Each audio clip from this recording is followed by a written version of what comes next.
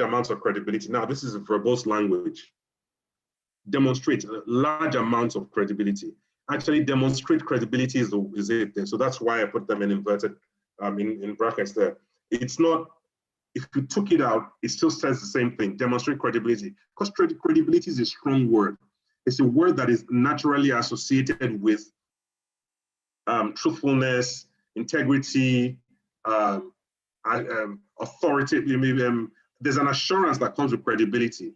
It's not a word that people just use lightly in that sense. Now it's a large amount of credibility. What does that mean? Other than the fact that we're trying to exaggerate, we're trying to pass across the message in a more, what you call it there, in an intense manner, but it's absolutely not necessary. You could use it, it's allowed,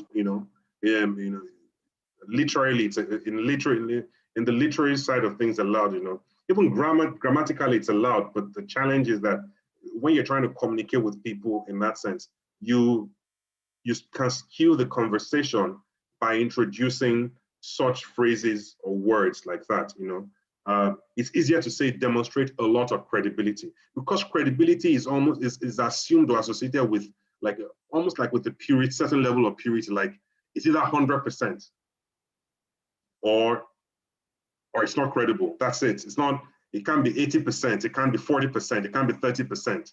It's either 100% or not. It's not always like that in real life, but when that word, the connotative meaning, the meaning in the mind of the reader or the person listening to it there comes that way. So it's not necessary, and those are some of the things that I was referring to earlier in that sense. Use statistics, expert references, and testimonials as appropriate. You must be authoritative, which means sometimes just use graphics to present the information. Don't go into too much English like that. You already established credibility. And when you go there and reference the source as well, if it's your own study that you conducted, or if it's a third-party stuff, and you're able to reference it, then it gives you some measure, or it gives you additional credibility in the process. Now, what's in it for the reader? Restate the hook, the promise that got readers engaged in the first place. So, you've gone, let's imagine we've done 4 paragraphs now. First paragraph, we talked about, introduce the concept, but we didn't go into detail. But you've done 2, 3, 4. Paragraph 5, for example, you should go back and then say, look, this is the benefit for you, okay?